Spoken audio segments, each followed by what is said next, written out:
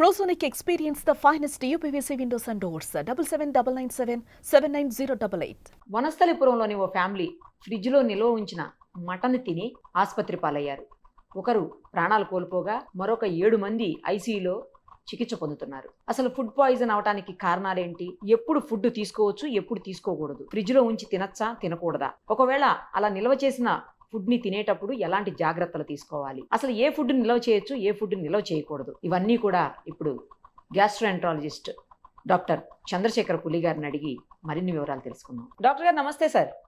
నమస్కారం. డాక్టర్ గారు ఒక విషయం చెప్పండి. మనం చూసాము అందరం, వనస్థలిపురంలో ఒక ఫ్యామిలీ ఈ రోజు వండుకున్నటువంటి మటన్ ని ఫ్రిడ్జ్ లో పెట్టి రేపు తినటం వల్ల ప్రాణాల మీదకు తెచ్చుకున్నారు. ఒకరు అందులో ఆర్టీసీలో కండక్టర్ గా పనిచేసినటువంటి వ్యక్తి, అతను చనిపోతే మిగతా 7 మంది కూడా సీరియస్ కండిషన్ లో డయేరియాతో బాధపడుతూ హాస్పిటలైజ్డ్, వాళ్ళ ఐసీయూలో చికిత్స పొందుతున్నారు. అయితే దాన్ని వేడి చేసి తిన్నారా, మామూలుగా తిన్నారా ఇదంతా తెలియదు, కానీ మొత్తానికైతే వాళ్ళు తిన్న ఫుడ్ పాయిజన్ అయిందని చెప్పేసి మాత్రం డాక్టర్స్ చెప్పారు. అసలు ఏ ఫుడ్ తినొచ్చు, అలా ఫ్రిడ్జ్లో నిలవబెట్టి ఏది తినకూడదు, తినాలనుకున్నప్పుడు ఎలాంటి జాగ్రత్తలు తీసుకోవచ్చు, వీటి మీద కొంచెం వివరంగా చెప్పండి. సో చాలా మంచి పాయింట్ అండి. సో ఒకప్పుడు చిన్నప్పుడు మనకి ఫ్రిడ్జ్లు ఉండవు, ఏ రోజు కారు ఆ పూటకు ఫ్రెష్ గా వండుకొని తినేవాళ్ళు. అప్పుడు ప్రాబ్లమ్స్ చిన్నప్పుడు మనం చేసే ఫుడ్ ప్రాసెసింగ్, మన నాటుకోళ్ళు ఉన్నా కానీ అప్పటికప్పుడు పట్టుకుని వాటికి ఏమైనా ఇన్ఫెక్షన్స్ ఉంటాయేమో అని చెప్పి తాటేకులు కాల్చి దాన్ని కాల్చిన తర్వాత పసుపు అంటించి, అంటే పసుపు ఏంటి, యాంటీ డీకంటామినేషన్ బ్యాక్టీరియా, దాన్ని కాల్చిన తర్వాత మళ్ళీ కుక్ చేసి ప్రాపర్ గా కుండలో పెట్టి తిని నలుగురు తినేవాడు. ఆ టైంలో మనకి ఏమైనా జబ్బులు వచ్చాయా, అవి తింటే లేవు. ఆ తర్వాత అప్పుడు మనకి ఫ్రిడ్జ్లు ఉండేవి కాదు. మాక్సిమం ఉంటే పొద్దున ఉంటే సాయంత్రానికి ఎంతమంది ఉంటున్నారు, ఎంత ఉంటున్నారు దానికి సరిపడా మనం వండుకునేవాడు. అలాగే మటన్ కూడా ఒక పొట్టేలను పెంచి ఇంట్లో పెంచుకున్న తర్వాత అది ఏం తింటుంది, ఎలా ఉంది, ఆరోగ్యంగా ఉందా లేదా చూసుకుని దాన్ని మనకి ఏం చేస్తామంటే దాన్ని ఉడికించినప్పుడు కూడా దాన్ని కాల్చేవాడు. కాల్చిన తర్వాత పసుపు రాసి ఎట్లా చేసి, అంటే ఒక ప్రాసెస్ అనేది ఉండేది. మన పూర్వకాలంలో ఎలా ఉండేది అని అంటే, దాన్ని ఏం చేసేవాళ్ళు, దాన్ని పసుపు అనేది యాంటీసెప్టిక్ టర్మరిక్ టైప్ లో పెట్టి దాన్ని కాల్చేవాడు. కాల్చడం వల్ల ఒక కొంత టెంపరేచర్కి వెళ్ళిన తర్వాత అది మంచిగా యాంటీ బ్యాక్టీరియల్ మొత్తం ఉండేది. అలాంటిది మనకి ఫాస్ట్ ఫుడ్స్ ఏర్పడినాయి. ఫర్ ఎగ్జాంపుల్ కొన్నిసార్లు చూస్తూ ఉంటే విదేశాల్లో కేఎఫ్సి కానీ బర్గర్లు కానీ ఒక రోజు కొన్నవి ఫ్రిడ్జ్ లో పెట్టి రెండో రోజు దాన్ని రీహీట్ చేసి తింటూ ఉంటారు. అలాంటప్పుడు గ్యాస్ట్రోఎంటరైటిస్, వాంతులు అవడం సర్వసాధారణం. కొన్నిసార్లు ప్రాణాల మీద తీసుకొచ్చే సిచ్యువేషన్ ఉంటుంది. దీంట్లో ఎందువల్ల కొంతమందికి ప్రాణాలు కోల్పోతారు ఏంటి అని చూసుకుంటే, ఈ ల్యామ్ లో నుంచి వస్తుందా ఇన్ఫెక్షన్, లేకపోతే మనం స్టోరేజ్ చేసిన ఫ్రిడ్జ్ లో నుంచి వస్తుందా, లేకపోతే దాన్ని సరిగ్గా హీట్ చేయకపోవడం వల్ల వస్తుందా, ఈ 3 రకాలు చూసుకుంటే బేసికల్లీ ఏ టైప్ ఆఫ్, అంటే ఇప్పుడు మనం బయట ఒక అరటిపండు పెట్టాం అనుకోండి, దానికి ఫంగస్ పడుతుంది. అవును, కరెక్ట్. సో ఒక అన్నము ఇవాళ పొద్దున వండింది 2 రోజుల తర్వాత తీసుకుంటే అది కూడా మెత్తగా అయిపోయి అది రకమైన వాసన, వాటర్ అంతా వచ్చేసి వాటర్ రాకుండా స్మెల్ కూడా వస్తుంది, మురిగిపోయిన స్మెల్. సో అందాక ఎందుకు మనం తీసుకునే ఫ్రూట్స్ దేన్నన్నా మురగబెడితే ఆల్కహాల్ కింద మారుతుంది. అంటే ప్రాసెస్ ఆఫ్ ఫెర్మెంటేషన్ దీనికి తోడ్పడుతుంది. దాంట్లో బ్యాక్టీరియా ఉంటుంది, ఫంగస్ ఉంటుంది, వేరియస్ ఫెర్మెంటేషన్ ప్రాసెస్ ఉంటుంది. అలాంటిది ఇప్పుడు చాలా మంది చేసేది ఏంటి అని అంటే, ఫ్రిడ్జ్ గురించి వెళ్దాం. ఫస్ట్ పాయింట్, ఫ్రిడ్జ్ అనేది వచ్చింది. ఫ్రిడ్జ్ వచ్చిన తర్వాత ఏం చేస్తాము, పాలు దాంట్లోనే ఉంటాయి, పెరుగు దాంట్లో ఉంటుంది, కూరగాయలు అందులోనే ఉంటాయి, అన్ని అందులోనే ఉంటాయి, కూరగాయలు అన్ని దాంట్లోనే ఉంటాయి. తర్వాత ఈ మధ్యన డాక్టర్ గారు ఈ ఏమంటారు, శనగపిండి, బియ్యం పిండి, లేకపోతే చపాతీ పిండి, ఇలాంటివి కూడా ఫ్రిడ్జ్ లో పెడుతున్నారా, ఇవి కూడా పెట్టేస్తున్నారు ఫ్రిడ్జ్ లో. అదే ఏ సైజ్ ఫ్రిడ్జ్ ఉండాలి, ఎంత కెపాసిటీ ఉండాలి, అంటే దాని మధ్యలో నుంచి కూడా మనకి టెంపరేచర్ కూల్ అవ్వాలి కదండి. ఇప్పుడు మనం ఏసీ వేసుకున్నాం, నా రూమ్ లో 2 ఏసీలు వేసారు, టెంపరేచర్ రావాలంటే దానికి కొంత ఇది ఉండాలి కదా. So just because fridge is not a fridge, ఆ ఫ్రిడ్జ్ కు కూలింగ్ కెపాసిటీ ఎంత కెపాసిటీ ఉన్నది, ఫుడ్ ని ఎంత ప్రిజర్వ్ చేస్తుంది, ఇవన్నీ మానిటరింగ్ ఆస్పెక్ట్స్ ఉన్నాయా మనకి? లేవు. ఫ్రిడ్జ్ నిండా ఒక బీరువాలో పెట్టినట్టు, బట్టలు బీరువాలో పెట్టినట్టు పెడుతున్నాను నేను. ఏ ఫ్రిడ్జ్ ఓపెన్ చేసినా ఫుల్ ఉంటది ఫ్రిడ్జ్ నిండా, అసలు సరిపోదు కూడా, రాలుతాయి అన్నమాట, డబ్బులు రాలినట్టు బ్యాంక్ లో నుంచి. సో దీంతో మనకు కావాల్సిన రైట్ టెంపరేచర్ ఫుడ్ కి వెళ్తుందా లేదా, ఫస్ట్ పాయింట్. ఓకే, ఇప్పుడు మీరు అడిగారు కాబట్టి ఫ్రిడ్జ్ లో పెట్టిన ఫుడ్ తినాలా లేదా అనేది ఫస్ట్ పాయింట్. అయితే ప్రతి ఫ్రిడ్జ్ కి వాడు చెప్తాడు, ఇంత వాల్యూమ్ ఈ టైప్ ఆఫ్ ఫుడ్ దాంట్లో పెట్టాలి, ఈ టైప్ ఆఫ్ ఫుడ్ పెట్టకూడదు, ఈ టైప్ ఆఫ్ ఫుడ్ పెట్టడం వల్ల, ఎందుకంటే దాని కూలింగ్ ఆస్పెక్ట్ లేనప్పుడు ఆ ఫుడ్ ప్రిజర్వేషన్ ఆ యొక్క -డిగ్రీస్ కి వెళ్ళదు కదా, first point.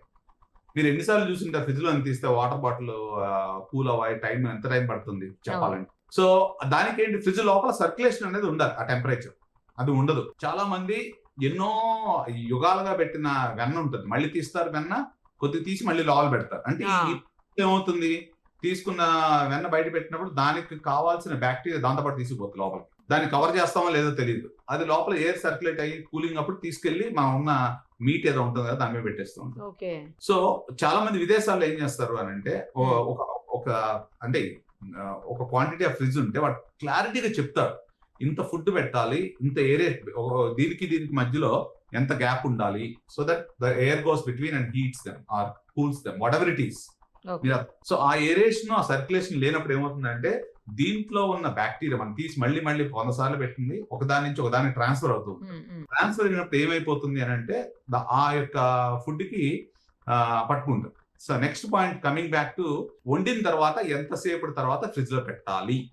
Okay, so general గా హోటల్స్ లో, స్టార్ హోటల్స్ లో చూస్తే ఒకసారి కుక్ చేయగానే ఇమీడియట్ గా, ఇప్పుడు ఫర్ ఎగ్జాంపుల్ మీరు ఫ్లైట్ లో ఎక్కారనుకోండి, there is a food cycle అంటారు. నేను ఒక Singapore airlines food processing unit చూసానండి, అసలు అద్భుతంగా ఉంది. ఒక ఫుడ్ ని పాయింట్ ఏ నుంచి తయారు చేసినప్పుడు పాయింట్ బి ఫ్లైట్ 12 గంటలు 24 గంటలు what ever it is transfer అయ్యి ఏ ఫుడ్ ఏ టెంపరేచర్ లో ఉండాలి, ఎంతవరకు ఉండాలి, ఎలా వెళ్ళాలి అనే దాని గురించి అన్ని వేల మందికి అన్ని వేల టన్నుల ఫుడ్ కుక్ చేసినప్పుడు what is the process involve, food ఎలా స్టోర్ చేయాలి, ఎలా ప్రాసెస్ చేయాలి, ఎంత ఇదిగా ఉండాలి, ఏ టైప్ ఆఫ్ ఫుడ్ ఉండాలి, అసలు అద్భుతంగా ఉందిలేండి. అసలు ప్రతి చోట ఆ యొక్క temperature, food chain temperature correct గా మెయింటైన్ చేస్తారు. సో ఫ్లైట్ లో తిన్న వాళ్ళకి అరుదుగా వాంతులు అవుతూ ఉంటాయి, అరగపోవడం వల్ల అవుతుంది. కానీ ఈ ఎక్కడన్నా కొన్ని చోట్ల కొన్ని ఎయిర్లైన్స్ కక్కుర్తిపడి అటు ఇటు చేయడం వల్ల, లేకపోతే ఫ్లైట్లు డిలే అవడం వల్ల దాన్ని కూడా ఫ్యాక్టరింగ్ చేసుకుంటారు వాళ్ళు. క్యాటరింగ్ కావాలంటే పడేస్తారు మంచి ఎయిర్లైన్స్ వాళ్ళు. కొంతమంది if they transfer differently, that's another story. So next point ఏంటంటే, వీళ్ళు ముందు రోజు వండిందో 2-4 రోజుల కిందటదో, లేకపోతే వీళ్ళు చుట్టాలింటికి వెళ్ళినప్పుడు మనకి ఏదో పాపం వెళ్తున్నారు కదా ఇంటికి వెళ్ళి ఏం వండుకుంటారులే అని చెప్పి పొద్దున వెళితే బోనాలు ఇంపార్టెంట్. ఇక ద పాయింట్, బోనాలు ఇక్కడ. ఓకే, అత్తగారింటికి వెళ్దామో, మామగారింటికి వెళ్దామో, లేకపోతే అమ్మగారింటికి వెళ్ళడం అవుతుంది. మా అమ్మాయి కష్టపడద్దని చెప్పేసి పొద్దున వండిన బోనాలు సాయంత్రానికి టిఫిన్ లో కడితే వీళ్ళు అక్కడి నుంచి వచ్చి ఫ్రిడ్జ్ లో పెట్టుకొని నెక్స్ట్ రోజు 3 రోజులు సరిపడా మళ్ళీ ఏం వండుతాంలే అని చెప్పి. So if you look at it, ఏ రోజు జరిగింది నాకు తెలియదు, ఎప్పుడు జరిగిందండి ఇది? సండే రోజు బోనాల సందర్భంగా వండుకున్నారంట ఇంట్లో, దాన్ని మండే రోజు తిన్నారండి. చూసాను నేను ఎలా చెప్తాను, నేను ఈ పాయింట్ నాకు తెలియదు, but I felt that is what the problem is. So actually Bonalu పొద్దున వండుంటే ఆ యొక్క టెంపరేచర్ డీఫ్రీజ్ అయిపోయి ఉంటది. బోనాల సందర్భంగా మటన్ వండుకున్నారండి, కానీ ఇప్పుడు ఏదైనా ఫుడ్ ఉన్నది విత్ ఇన్ 3 hours లో ఫ్రిడ్జ్ లో పెట్టుకోవాలి, లేకపోతే you get infection. With in 3 hours లో పెట్టాలా? అది point. So with in 3 hours లో పెట్టాలి. తర్వాత ట్రాన్స్ఫరింగ్ పాయింట్ పట్టుకొచ్చేటప్పుడు దాంట్లో బ్యాక్టీరియల్ ఇన్ఫెక్షన్స్, తర్వాత తీసుకొచ్చి ఫ్రిడ్జ్ లో పెట్టిన ప్రాసెస్, తర్వాత ఏ రకంగా మళ్ళీ రీహీట్ చేశారు అనేది కూడా చాలా ఇంపార్టెంట్. ఇప్పుడు దీంట్లో ఇప్పుడు ఏమవుతుంది, నేను ఇందాక ఏమన్నాను, సో ఏదన్నా మనం ఫ్రూట్స్ నే మనం ఫెర్మెంట్ చేస్తే దాన్ని వేరే రకంగా తయారవుతుందని చెప్పాను పాయింట్ ఇక్కడ. సో దీంట్లో ఏమైపోతుంది అని అంటే, తీసుకొచ్చిన ఫుడ్ కొంచెంసేపు బయట పెట్టిన తర్వాత మోస్ట్ లైక్లీ అదే ఉంటది, తర్వాత ఫ్రిడ్జ్ లో పెట్టుంటారు. ఫ్రిడ్జ్ లో పెట్టిన తర్వాత పిల్లలు ఇంటికి వెళ్తామా, లేకపోతే పొద్దున్నే లేచినప్పుడు ఇంకా మళ్ళీ ఏం వండుతామా అని చెప్పి మనం మైక్రోవేవ్స్ యూజ్ చేస్తాం. Microwave heating is one of the most dangerous. మీరు ఎప్పుడన్నా హడావిడిగా మైక్రోవేవ్ హీట్ చేసినప్పుడు అవుటర్ సైడ్ హీట్ ఉంటుంది, మధ్యలోకి వెళ్ళేసరికి మామూలుగా అంత హీట్ అవుతుంది. నోటీస్ చేశారు మీరు? సో ఇక్కడ మైక్రోవేవ్ లో ఏంటంటే దాంట్లో ఎలక్ట్రోమాగ్నెటిక్ ఎనర్జీ యూజ్ చేయడం వల్ల అదేమంటే కొద్దిగా నీళ్లు ఉంటే దాన్ని షేక్ చేసి that's how the heat is generated in the food. So అది కొంత టైం అనేది ఇవ్వాలి లోపల వరకు వెళ్ళడానికి. సో వీళ్ళు ఏం చేస్తారు, 2 నిమిషాలు వాట్ ఎవర్ ఇట్ ఈస్ పెడతారు. అదేమవుతుంది, డీఫ్రీజ్ అయిందో లేకపోతే నార్మల్ గా ఉన్నదో మొత్తం అంతా యూనిఫామ్ గా హీట్ అయిపోయేసరికి ఏమవుతుంది, లోపల ఆల్రెడీ బ్యాక్టీరియా ఉన్నది కదా మన ట్రాన్స్ఫర్ ప్రాసెస్ లో, లేకపోతే మన ఫ్రిడ్జ్ లో ఉన్న దాన్ని వెన్న మీద నుంచి ఒక దాని మీద దూకుండొచ్చు. సో అప్పుడు ఏమవుతుందంటే కొన్ని బ్యాక్టీరియా కొన్ని టెంపరేచర్ లో లెగిస్తాయి అనమాట, అమ్మ బాహుబలి అని లెగిస్తాయి అనమాట. సో దీంట్లో 3-4 రకాల ఇన్ఫెక్షన్స్ ఉంటాయి. ఒకటి స్టెఫలోకోకస్ ఇన్ఫెక్షన్, టాక్సిన్ రిలేటెడ్ ఉంటాయి, అది తినంగానే వాంతులు అవుతాయి. First point. బ్యాక్టీరియా అని ఒక ఇన్ఫెక్షన్ ఉంటుంది. ఓకే, కొన్ని క్లాస్ట్రీడియా అంటే ఇప్పుడు టెటనస్ వ్యాక్సిన్ వేసుకుంటాం కదా మనం, బాటులిన్ టాక్సిన్స్. సో దాంట్లో క్లాస్ట్రీడియం అనే ఇన్ఫెక్షన్ కూడా ఉంటుంది. అది ఏమవుతాయి అంటే దాని చుట్టూ ఒక కోటింగ్ లాగా కోట్ లాగా వేసుకున్నట్టు ఉంటాయి. ఎప్పుడైతే మనం ఒక పర్టికులర్ టెంపరేచర్కి వచ్చినప్పుడు అవి పగిలి తర్వాత బ్యాక్టీరియల్ టాక్సిన్స్ కింద ఫామ్ అవుతుంది. క్లాస్ట్రిడియం డిఫిసిల్ అంటాం. దానివల్ల విరోచనాలు రావడం జరుగుతూ ఉంటుంది. సో ఈ రకంగా ఎన్నో రకాల బ్యాక్టీరియా ఉంటాయి. సో ఇది నాకు తెలిసినంత వరకు అంటే తిన్న విత్ ఇన్ 6 hours లో కనుక వామిటింగ్స్ వచ్చి డిహైడ్రేట్ అయ్యి టాక్సిన్స్ బాడీలో లూజ్ మోషన్స్ కూడా అవుతాయండి. ఇవన్నీ అవుతాయండి. సో బేసికల్ ఏమవుతుందంటే ఎండోటాక్సిన్స్ అంటాం ఇవి. ఒక్కసారిగా బీట్లు పడిపోయి ఫీవర్ వచ్చి వామిటింగ్స్ డయరీ ఇవన్నీ వస్తాయి. అదేంటంటే టాక్సిన్ రిలేటెడ్ ఇన్ఫెక్షన్. అలా కాకుండా కొన్ని గంటలు లేకపోతే ఒక రోజు తర్వాత జరిగింది అనుకోండి, అప్పుడు ఏమవుతుంది లోపలికి వెళ్ళిన తర్వాత అప్పుడు ఇన్ఫెక్ట్ అవుతుంది మోస్ట్ లైక్లీ. ఇంకా కొంచెం టైం తీసుకుంటుంది అన్నట్టు. ఎందుకంటే లోపలికి వెళ్ళి మళ్ళీ రెప్లికేట్ అవ్వాలి. సో మూడో ఫ్యాక్టర్ తీసుకుంటే మోస్ట్ ఇంపార్టెంట్, ఇప్పుడు నాకే diabetes, heart attack, kidney problems ఉన్నాయి అనుకోండి, నాకు అలాంటి ప్రాబ్లం వచ్చిందంటే I deteriorate very quickly and end up in some other place. మీకు అర్థమైంది? అంటే బాడీ ఇమ్యూనిటీ కూడా ఉండాలి కదా. అవునులేండి. ఒకరికి తేడా ఉంటుంది కదా, ఒకరికి రియాక్ట్ అయినట్టు ఇంకో ఆ బాడీ ఇంకొకరికి చాలా మంది అడుగుతారు, అందరూ ఒకటే తిన్నాం, అదే నాకు అదే డౌట్. అందరూ ఒకటే తిన్నారు కదా, ఒకతను చనిపోయాడు, మిగతా 7 హాస్పిటలైజ్డ్ సీరియస్ కండిషన్. ఎందుకంటే చాలా మంది చెప్పేది ఏంటంటే, సార్ అందరూ ఒకటే ఫుడ్ తిన్నాము, మా అబ్బాయికి వచ్చింది నాకు రాలేదు ఏంటంటే, ఓకే మీ అబ్బాయి ఏజ్కి వచ్చేస్తే మీకు కూడా రాదని చెప్తా. So it's all body immunity. So 2 factors ఉంటాయి. ఓకే, ఒకటే స్కూల్కి వెళ్తారు, ఒకటే పుస్తకం చదువుతారు, వాడు పాస్ అవుతాడు, వాడు ఫెయిల్ అవుతాడు. ఎందుకని? మనిషికి తేడా వచ్చేస్తుంది. ఎగ్జాక్ట్లీ. సో అలాగే ఇది ఒక మనిషికి అతనికి అండర్లైన్ కార్డియా ఇష్యూస్ ఏమున్నాయో నాకు తెలీదు, comorbidities. So that's one of the things. So నేను జనాలకు చెప్పదలిసింది ఏంటంటే, అప్పుడు అడుగుతారు డాక్టర్ గారు చెప్తున్నారు ఈయన ఫ్రిడ్జ్ లో పెట్టుకోవడా అనేది క్వశ్చన్ ఒకటి. ఎట్లాంటి తింటాడు? సరే ఈయన ఇవన్నీ చెప్తున్నాడు, బాగానే ఉంది. Swiggy most important point. Swiggy అంటే ఇప్పుడు ఎక్కడో తయారు చేస్తారు, ఎవరో డెలివరీ చేస్తారు, మళ్ళీ ఇంట్లోకి వచ్చిన తర్వాత రీహీట్ చేసి తింటాం. So I'm not just only covering fridge లో పెట్టిన ఫుడ్ ఒకటే కాకుండా, అదొక పాయింట్. రెండో పాయింట్ ఏంటంటే, మీరు తెచ్చుకున్న ప్లేస్ లో నుంచి హీట్ చేశారా లేదా అనేది రెండో పాయింట్. ఇప్పుడు ఫర్ ఎగ్జాంపుల్ మీరు స్విగ్గీలో ఆర్డర్ చేసినప్పుడు రిపీటబుల్ ఆర్గనైజేషన్ తెప్పించుకున్నాను కాబట్టి తింటారు, మీరు బాగానే ఉంటుంది. కొంతమందికి ఏమవుతుంది, ఏదో నార్మల్ గా తక్కువ దొరుకుతుంది కదనో, లేకపోతే ఏదోనో, లేకపోతే అక్కడ పని చేసేవాడు ఎలా చేస్తాను. నేను I don't want mention something. నేను ఈ దేశం వచ్చినప్పుడు ఒకసారి చూశానండి, నా కళ్ళ ముందు నిజంగా ఎప్పటికీ బాధేస్తుంది. I'm not saying which place it is. So ఒక ట్రక్ నిండా sweets, costly sweets, very reputable place. So నేను అట్లా వస్తూ ఉన్నాను, వర్షం పడింది. సో ఆ ఒక నార్త్ ఇండియాలో నుంచి పని చేసే అతను ఇక్కడ నుంచి ఆల్మోస్ట్ సీలింగ్ వెళ్ళే వరకు అన్ని పట్టుకుని చిన్నపిల్లాడు ఆ స్వీట్స్ పట్టుకొస్తున్నాడు. Child labour. నెంబర్ 2, వాడు మెట్లు దిగేటప్పుడు ఒక స్టెప్ కి డిఫరెన్స్ ఉంది. ఇది రాత్రి 11:30, 12 గంటలకి మొత్తం ట్రే ఆఫ్ స్వీట్స్ కింద పడేశారు. వర్షం ఉంది ఆ కార్నర్ లో. సో ఆన్ టైం డెలివరీ ఇవ్వాలి. నేను అక్కడే ఉండి ఏం జరుగుతుందా అని చూసా. టక్క ఎత్తేసి మళ్ళీ ఆ ట్రేలో పెట్టేసి ఆ వ్యాన్ లో పెట్టేసి, ఈ ఎప్పటి నుంచో చెప్దామా వద్దా, ఎందుకు నేను జనాలందరూ భయపడతారని నేను చెప్పలేదు. కానీ ఈ రోజుకి నాకు కళ్ళమిటే అది నిజంగా పాపం. అది ఐ థింక్ వాళ్ళ పెళ్లికి డెలివరీ అవుతున్నాయేమో నాకు తెలిసి ఆ ఫుడ్. అలా అని సోషల్ రెస్పాన్సిబిలిటీ మీద should I complain or should I keep my mouth shut? So ఇది జరిగి 3 సంవత్సరాలు బ్యాక్ జరిగింది. నేను అప్పుడే వచ్చాను కానీ విదేశాల నుంచి, కొద్దిగా నాకు బాధ అనిపించింది. బట్ ఇట్ ఈస్ ఈ రోజుకి నా కళ్ళ ముందు అంటే ఇప్పుడు నా పాయింట్ అక్కడ 3 రకాలుగా ఆలోచించాను. ఇప్పుడు ఏంటి, ఆన్ టైం డెలివరీ అవ్వకపోతే ఆ మేనేజర్ గారి ప్రాబ్లము, లేకపోతే ఇది ఎవరు ఆర్గనైజేషన్ వాళ్ళు ఆ స్వీట్స్ ఇవ్వలేదంటే ఈ పిల్లోడి మీద వాడు ఎంత కట్టగలరు? డెలివరీ బాయ్ మీద కూడా ఎఫెక్ట్ అవుతుంది. డెలివరీ బాయ్ కదండి, అది యాక్చువల్లీ ఒక పెద్ద స్వీట్ షాప్ లో నుంచి ట్రాన్స్ఫరింగ్ ఇంటది ద హోల్ ట్రక్. చాలా లార్జ్ క్వాంటిటీ ఆఫ్ స్వీట్స్, అవి కూడా ఆల్మోస్ట్ 7 trays ఆఫ్ స్వీట్స్ కింద పడిపోయింది. టక్క పెట్టేశారండి దాంట్లో. డాక్టర్ గారు నాకు ఒక విషయం చెప్పండి. ఇప్పుడు 2-3 డౌట్స్ ఉన్నాయి ఈ విషయంలో. ఒకటేంటంటే, అసలు ఏ ఫుడ్ ని హీట్ చేసి తినొచ్చు, ఏ ఫుడ్ ని అసలు వండిన ఆహారాన్ని ఒకసారి డైరెక్ట్ గా తినటం బెటరా, లేకపోతే దాన్ని ఫ్రిడ్జ్ లో పెట్టుకుని అయితే పక్కన పెట్టుకుని మళ్ళీ హీట్ చేస్తుంటారు కొంతమంది. ఇప్పుడు పప్పుచారు, సాంబారు ఇలాంటివి మార్నింగ్ వండినవి కూడా సాయంత్రం నైట్ లో తినేటప్పుడు ఖచ్చితంగా వేడి చేసి తింటూ ఉంటారు కొంతమంది. అది ఫ్రిడ్జ్ లో పెట్టినా పెట్టకున్నా కూడా అలా రీహీట్ చేయడం అనేది కరెక్ట్ కాదు అని విన్నాను నేను.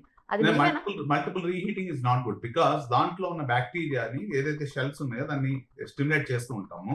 సో ఎస్పెషల్లీ రైస్ ఐటమ్స్, నేను చాలా మంది ఇప్పుడు ఎస్పెషల్లీ ఈ సీజన్ మాన్సూన్ సీజన్ లో వాటర్ కంటామినేషన్ ఉంటుందండి. సో వచ్చిన వాటర్ వీళ్ళు యాడ్ చేసిన వాటర్ మళ్ళీ రీహీట్ చేసినప్పుడు, వాటర్ హీట్ చేసినప్పుడు దాని నుంచి వచ్చిన బ్యాక్టీరియా రియాక్టివేట్ అవడము, నాకు ఈ వన్ వీక్ 10 days నుంచి చాలా మంది వామిటింగ్, గ్యాస్ట్రోఎంటరైటిస్ ఇలాంటి ఫీవర్ తోటి వచ్చిన వాళ్ళు చాలా మంది ఉన్నారు. సో మీరు చెప్తున్న పాయింట్ లో 7 ఎఫెక్ట్ అయ్యారు కాబట్టి I believe it is because of the reheated meet అని నేను అనుకుంటున్నాను నేను. సో కానీ జనరల్ గా ఈ వారం రోజులు 10 రోజుల నుంచి average gastric patients from gastroenteritis, vomiting నా దగ్గర అడ్మిట్ అయిన చాలా మంది ఉన్నారు. సో రీహీట్ చేయడం అనేది కరెక్ట్ కాదు. అయితే రీహీట్ చేయడం కరెక్ట్ కాదు. సో వాళ్ళు కూడా జనాలు ఏమనుకుంటారంటే సరే రీహీట్ చేయకపోతే వాట్ ఈస్ అంటే ఎలా కుదురుతుంది మనం ఉన్న బిజీ లైఫ్ లోకి, పొద్దున వెళ్ళి మళ్ళీ వండుకోవడం, సాయంత్రం లైఫ్ ఒక వైఫ్ అండ్ హస్బెండ్ ఉంటే ఒకళ్ళు ఇంట్లో కూర్చొని వండాలా అనేది క్వశ్చన్. సో విదేశాల్లో కూడా రీహీట్ చేసుకుని తింటారు కదా.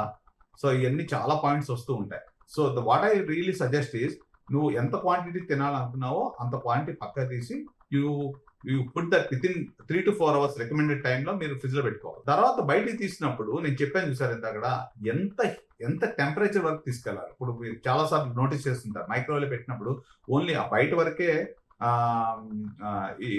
హీట్ అవుతుంది, మధ్యలో ఉన్నది అంటే మైక్రోవేవ్ వదిలేద్దామండి కొంతసేపు. ఓవెన్ లో అందరూ బెటర్ కాబట్టి నార్మల్ స్టవ్ మీద చెప్పండి మీరు.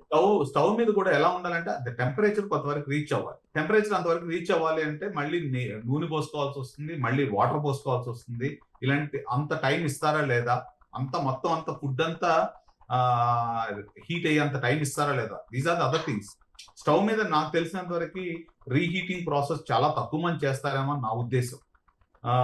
ఎందుకు అని అంటే రీహీట్ చేసిన అంత టెంపరేచర్ వరకు మొత్తం ఫుడ్ అంతా అంత టెంపరేచర్ వరకు తీసుకెళ్ళాలి. నాకు తెలిసి నాట్ ఓన్లీ జస్ట్ మీట్, ఇక్కడ బిర్యానీ ఏదో అయి ఉంటుంది నాకు తెలిసి. ఏ టైప్ ఆఫ్ మీట్ తిన్నారండి వాళ్ళు? అది మటన్ అంటండి. ఓన్లీ మటన్ అయినా? Only mutton. ఓకే. సో నాకు తెలిసినంత వరకు ఆ టెంపరేచర్ కూడా రైట్ టెంపరేచర్ తీసుకెళ్ళి ఉండరు.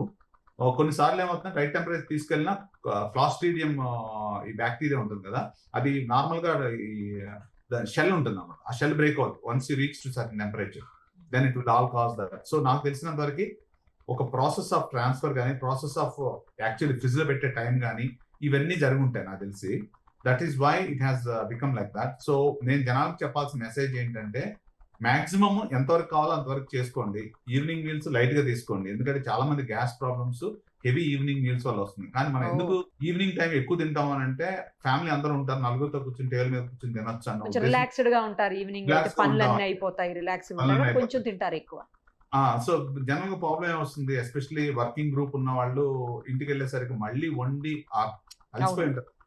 మార్నింగ్ వచ్చేటప్పుడే వండుకుని తర్వాత ఫ్రిడ్జ్ లో పెట్టడమో ఏదో చేయడమో చేసి ఈవినింగ్ మళ్ళీ హీట్ చేసి తింటూ ఉంటారు. జనరల్ గా హౌస్ వైఫ్స్ ఉన్న దాంట్లో పాపం చాలా అంటే మెజారిటీ ఇంకా స్టిల్ దే ఆర్ లైక్ మా హస్బెండ్ వస్తున్నారు వర్క్ చేసి ఫ్రెష్ గా వండుదాం అనుకునే వాళ్ళు చాలా మంది ఉన్నారు.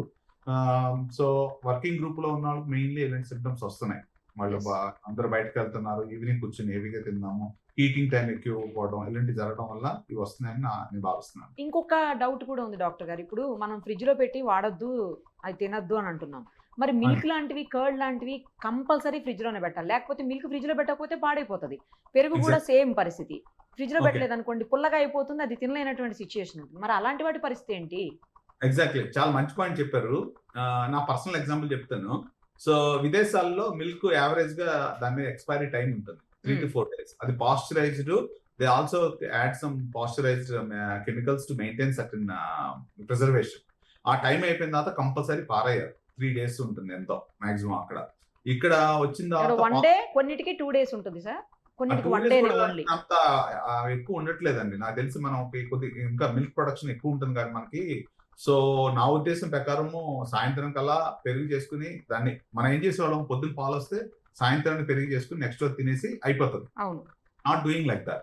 సో ఈ మధ్య నేను ఏం చేస్తున్నాను అంటే నాకున్న బిజీకి నేను ఒక మిల్క్ ప్యాకెట్స్ తెప్పిస్తాను. అవి ఏం చేస్తానంటే దాని మీద కూడా ఎక్స్పైరీ టైం ఉంటుంది. ఎక్స్పైరీ టైం ఉన్న 3 రోజుల ముందే పాడైపోతుంది. సో నేను మా వాళ్ళకి చెప్తా, ఏదైతే ప్రొడక్షన్ టైం డేట్ ఉందో దాన్ని స్టాంప్ వేసారో అదే ఓపెన్ చేయండి. ఎందుకంటే నేను కూడా 2-3 సార్లు చేసి అదొక ఫుల్ టేస్ట్ వచ్చేస్తుంది, దాంతో గ్యాస్ట్రోఎంటరైటిస్ వస్తుంది అనమాట. ఎందుకు అని అంటే చిన్న పాట్ ఉంటుంది, క్యాలరీస్ 73 calories ఉంటాయి. సో నేను ఐ మీన్ గ్యాస్ట్రోంటాలజిస్ట్ అయినా నాకు టైం ఉండదు కాబట్టి ప్రాక్టీస్ లో. So I rather depend on some yogurt, పెరుగుతోటి చేస్తాను నేను. కానీ నేను చూసిన దాని ప్రకారం ఏంటంటే ఇంకా 3 days ఎక్స్పైరీ ఉంటున్నా, అది 5 days ఇస్తారు. అది నాకు 2 రోజులకే చేంజ్ అయిపోతుంది. ఇక్కడ ఏమవుతుంది, ట్రాన్స్ఫర్ టైం ఉంటుంది. బ్లింకిట్ లో పెడతారు, బండి మీద వేసుకొస్తాడు వాడు. సో ఆ టెంపరేచర్ మారింది, టెంపరేచర్ మారింది, కరెక్ట్. మారింది. మళ్ళీ ట్రాన్స్పోర్ట్ టైము మనం క్యాలిక్యులేట్ చేసుకోవాలి. దాంట్లో అప్పుడు ఏమవుతుంది, బ్యాక్టీరియా అప్పుడు దాకా పడుకున్నవి ఒకసారి లెగిస్తాయి, మళ్ళీ ఫ్రిడ్జ్ లో పెడతాం, మళ్ళీ లెగిస్తాయి, మళ్ళీ బయటికి తీసి ఎమ్మటే తినం, మళ్ళీ లెగిస్తాయి. So you understand. So the food chain is very very important.